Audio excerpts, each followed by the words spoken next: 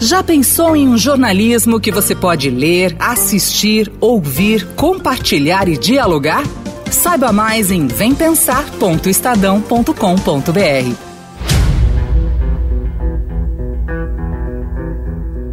Os brasileiros que vão às urnas este ano começam a ser impactados pelas primeiras pesquisas eleitorais. E de cara, o que chama atenção é a grande quantidade de candidatos. Só em São Paulo, maior cidade do país, são 14 pessoas tentando o cargo mais alto do executivo paulistano. Isso acontece porque, a partir dessas eleições, os candidatos ao cargo de vereador não poderão concorrer por meio de coligações, ou seja, formar chapas com outros partidos. Nas eleições municipais, muitos eleitores não entendem por que alguns candidatos que receberam menos votos são eleitos e os que foram mais votados não. Por isso, as legendas estão abrindo mão de alianças e lançando seus candidatos para prefeito individualmente para dar mais visibilidade aos que pleiteiam uma cadeira no Legislativo Municipal. A campanha já se inicia no próximo dia 27. Você vai logo perceber porque vai começar a propaganda eleitoral gratuita na televisão e no rádio.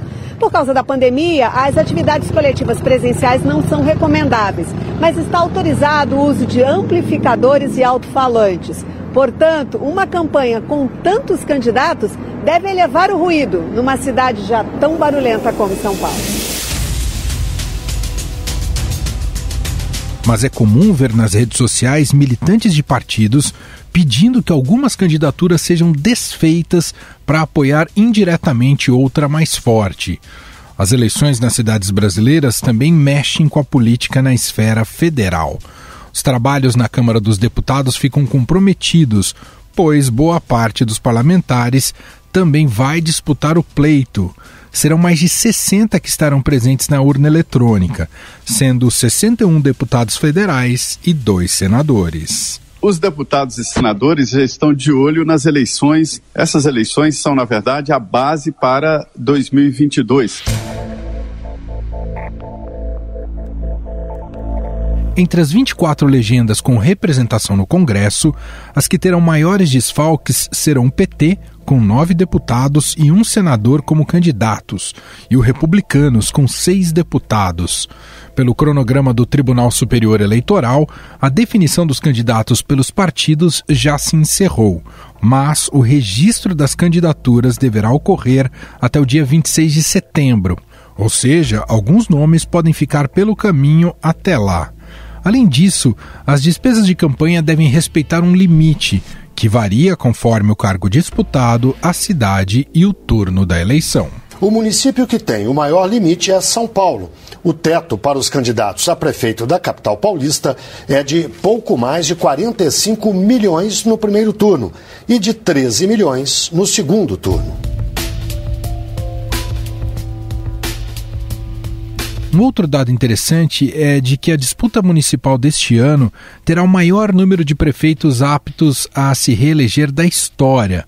Levantamento feito pela Confederação Nacional dos Municípios mostra que 4.377 prefeitos poderão disputar um novo mandato no próximo dia 15 de novembro, o que equivale a 78% das cidades brasileiras.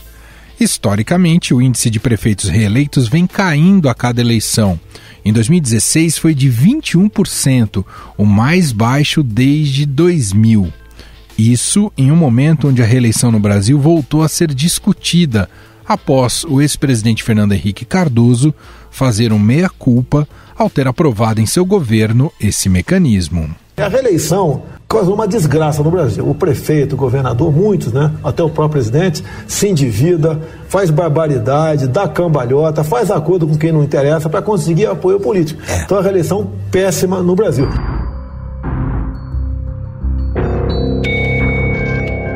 Pouco mais de 147 milhões de eleitores estarão aptos a comparecer às urnas no dia 15 de novembro, data do primeiro turno.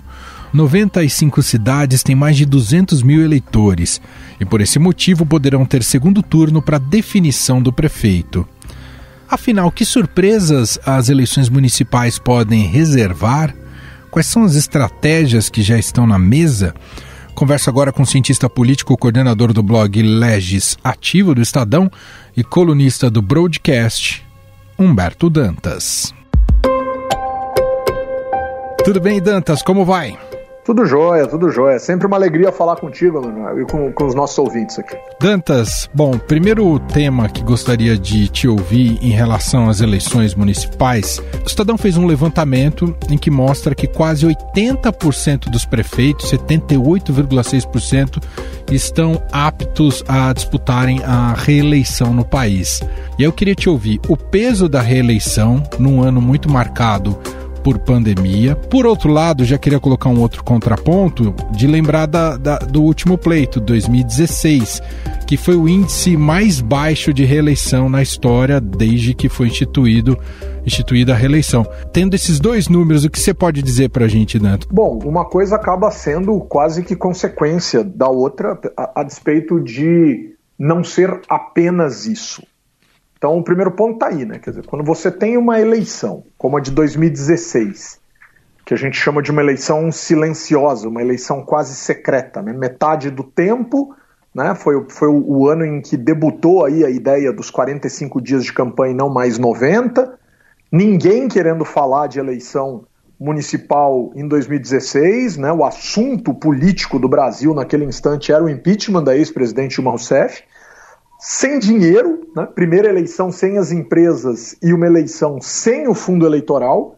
Quer dizer, então a gente teve uma eleição quase em segredo, os prefeitos sumiram numa lógica de ojeriza a política, né? De demonização da política. Dito isso, Emanuel, a gente vai ter o refluxo disso, né? Quer dizer, a gente vai ter a contrapartida disso, que é prefeitos em primeiro mandato agora, em 2020, podendo se reeleger.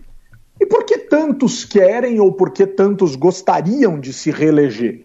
Bom, nesse instante, a pandemia, primeiro, ressuscitou muito político que estava cumprindo tabela no município, né? Tem muito prefeito por aí que não estava conseguindo dizer ao seu eleitorado, ao seu público em geral, a que veio, e, nesse instante, a pandemia permite que o sujeito lidere processos importantes para a organização da cidade, para o enfrentamento da doença, para uma tentativa de recuperação econômica. E aí vem o último ponto, que eu acho que é fundamental. A lei de comunicação no setor público, Emanuel, ela tem uma característica muito interessante. As mais proibitivas leis de comunicação do poder público com a sociedade são as leis eleitorais, porque elas botam prazo para tudo quando existe eleição num dado ano. Então é proibição do prefeito falar, proibição do poder público fazer propaganda, proibição de não sei o quê, proibição, limite. E aí vem o grande ponto, quer dizer, com a pandemia sendo considerada uma situação de exceção, uma situação de emergência, os prefeitos continuaram em evidência sem incorrer em qualquer tipo de crime, porque eles precisam dizer para a sociedade, ou pelo menos os seus governos precisam dizer para a sociedade, né, quais serão as decisões do poder público em relação a uma série de aspectos. E aí, aparentemente, isso deu um fôlego adicional, sobretudo para aqueles que ou já estavam trabalhando desde o início de seus mandatos ou resolveram trabalhar agora que se viram ameaçados pela lógica pandêmica. Você acha que, de fato, a questão da pandemia e do caos da saúde pública, dos problemas relacionados, né, das mortes, do número de mortes elevado, isso vai criar associação com os prefeitos? Isso vai ter influência realmente com os prefeitos, Dantas, ou a gente vai se surpreender nesse sentido? Essa é uma temática que mexe muito com a realidade local, né? Seja pelas decisões que precisaram ser tomadas sob o ponto de vista positivo, de cuidado com a saúde das pessoas, seja do ponto de vista das medidas que precisaram ser tomadas do ponto de vista negativo, principalmente aí influenciando a lógica da economia local, mas também, por vezes, de aspectos ligados a outras políticas públicas ou do funcionamento de outras políticas públicas. Então essa é uma temática que certamente vai estar nas rodas de conversa, nas reflexões acerca dos debates, e aí vai ter gente dizendo sou a favor, sou contra aquilo que o prefeito ou a prefeita fizeram ou aquilo que o grupo político que está no poder fez. Então esse é um ponto importante.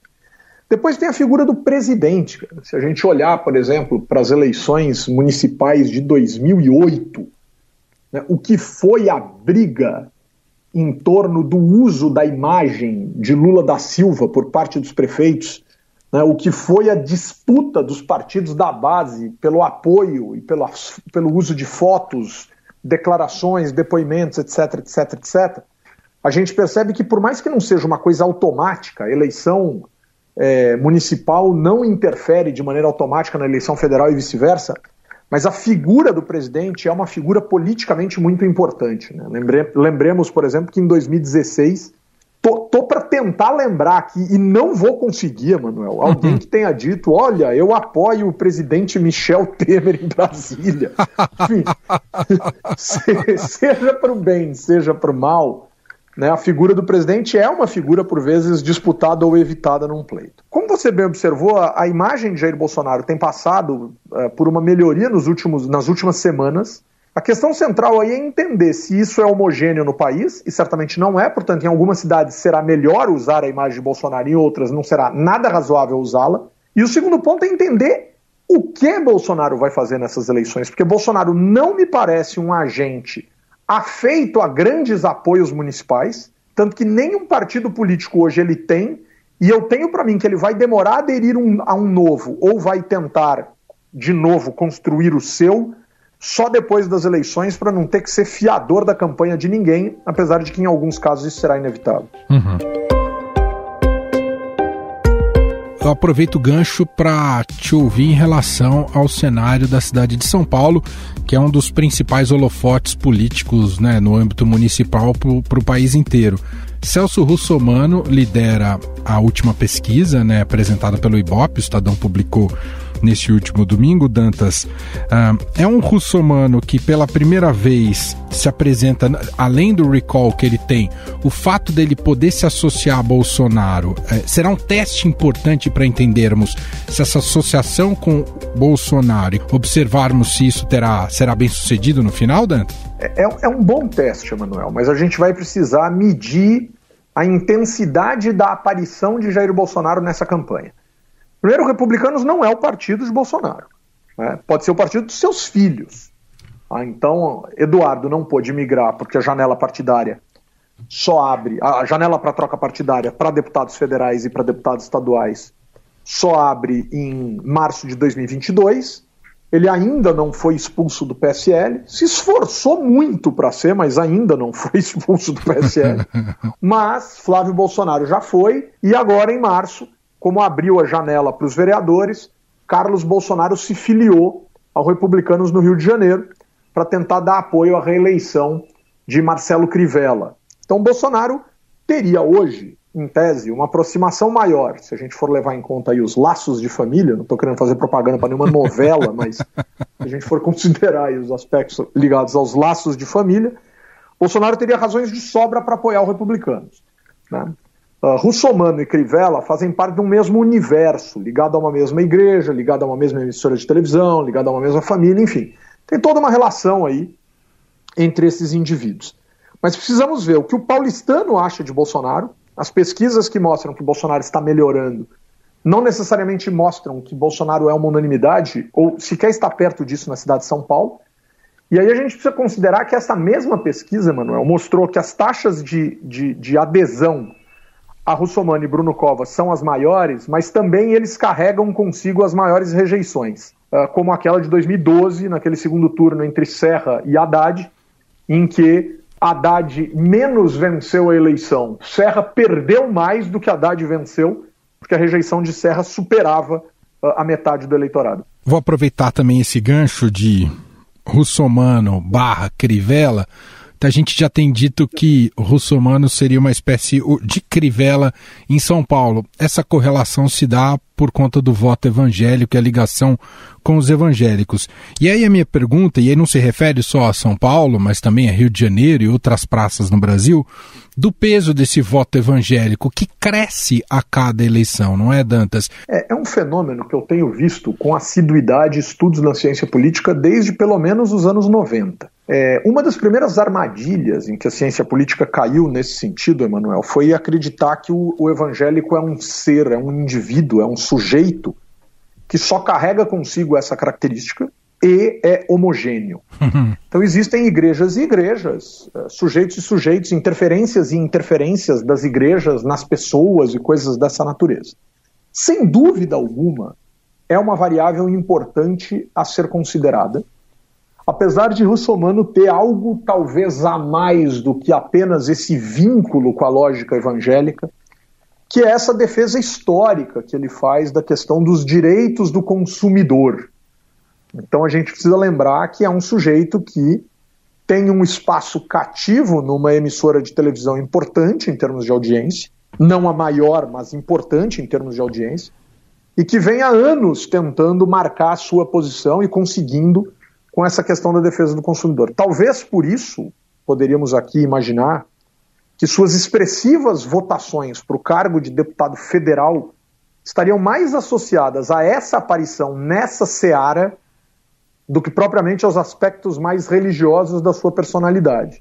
Mas ainda assim, sabe-se que as igrejas em geral, e isso não se restringe à igreja evangélica, as igrejas em geral, de maneira muito questionável à luz da lei, porque a lei não permite que isso seja feito no interior dos templos religiosos, mas se utilizam desde sempre de espaços de celebração para o pedido de voto às vésperas das eleições. É crime, mas o Estado brasileiro ainda tem muito medo de punir crimes à luz daquilo que seriam os mandos dos deuses. E eu vou colocar aqui no plural, porque são diferentes visões de um mesmo Deus, muitas vezes, ou de deuses distintos. Queria olhar agora um pouco para o espectro da esquerda, falar mais particularmente da situação do PT. Foi o grande partido derrotado nas eleições de 2016. Poderia tentar uma recolocação nas eleições deste ano, né, nas eleições de 2020, mas se a gente olhar, por exemplo, o microcosmo de São Paulo, toma decisões ali que não sabemos ao certo se o partido será bem sucedido com o Gilmar Tato, né? Apesar de ser um quadro histórico, um quadro com pouca tração eleitoral. O PT é um partido que tem capilaridade, mas que tem tido uma ampla dificuldade de se renovar, de combater o antipetismo e de ser eleitoralmente competitivo, Dantas? Vai depender muito do lugar e do instante, viu, Emanuel? O PT teve um tropeço muito, mas muito significativo em 2016. Em 2018 o PT faz a maior bancada da Câmara dos Deputados, por mais que tenha feito uma bancada menor do que aquela que fizeram em anos anteriores, mas sofreu menos que outros aquilo que se convencionou chamar aí de o grande crescimento do PSL, por exemplo, né? Mas o PT superou o PSL nas eleições de 2018, algo bastante interessante de observar. Regionalmente, em 2018, fez governos no Nordeste, em estados bem importantes, né? Manteve o poder em lugares muito relevantes, Ceará, Bahia, conquistou o Rio Grande do Norte pela primeira vez, reelegeu o Piauí, e assim sucessivamente, enfim. E apoiou governos eleitos, bem eleitos no Nordeste. Portanto, o PT se, digamos assim, regionalizou no que diz respeito à lógica estadual, né, ficando ali no Nordeste. Mas voltando para 2016, foi muito mal nas grandes cidades, onde sempre teve um eleitorado muito bom. Em 2012, Emanuel, o desconhecido, ou pelo menos em tese desconhecido, Fernando Haddad, em julho de 2012, com a eleição sendo realizada em outubro, marcou, de acordo com o Datafolha, 7 pontos percentuais na primeira pesquisa daquele pleito e, de acordo com o Ibope, no comecinho de agosto, 6 pontos percentuais. Ficou de fora do segundo turno em boa parte das pesquisas e foi ultrapassar Celso Russomano nos dias que antecederam a eleição. Assim, foi inclusive, eu me lembro de ter participado com um dos coordenadores da campanha do PT de um debate, de uma conversa, de uma entrevista na TV Gazeta, na sexta-feira, há 10 dias da eleição, ele já tinha jogado a toalha dizendo, o Fernando Haddad está fora do segundo turno. E na semana seguinte o Fernando Haddad conseguiu superar o Celso Russomano, né? Lembremos que no dia 6 de outubro o Ibope soltou uma pesquisa de boca de urna com tríplice empate, né? 22, 22, 22, né? Mostrando que qualquer coisa que fosse para o segundo turno era esperada no que diz respeito à divisão entre aqueles 3 candidatos. Serra, Russomano e Haddad. Findou indo Serra e Haddad, e aí, como a gente já colocou aqui, o Haddad ganhou porque o Serra também perdeu e perdeu bem aquela eleição. O PT hoje tem o pior indicador de start de campanha eleitoral da sua história na cidade de São Paulo. Talvez não tenha tido outra. Assim.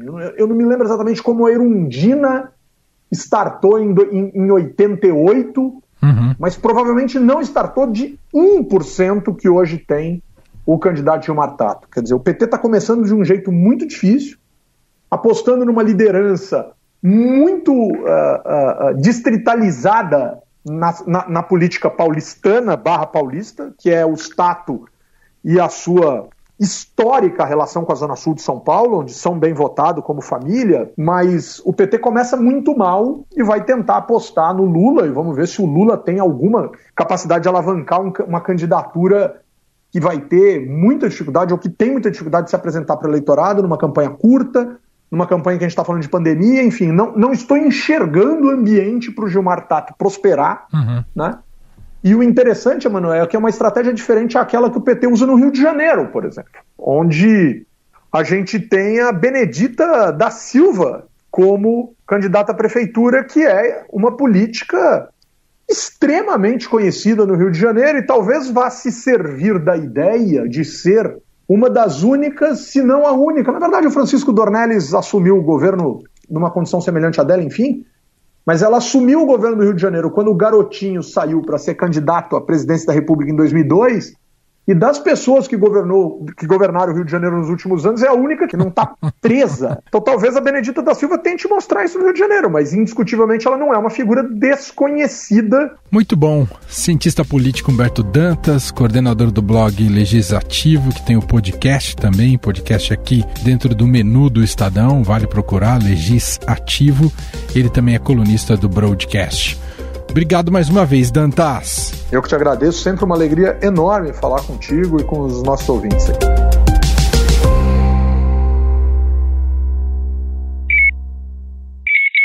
Estadão Notícias. Estadão Notícias desta terça-feira vai ficando por aqui. Contou com a apresentação minha, Emanuel Bonfim, produção de Gustavo Lopes e montagem de Moacir Biasi. Diretor de jornalismo do Grupo Estado é João Fábio Caminoto. O nosso e-mail podcast@estadão.com. Um abraço para você e até mais. Estadão Notícias.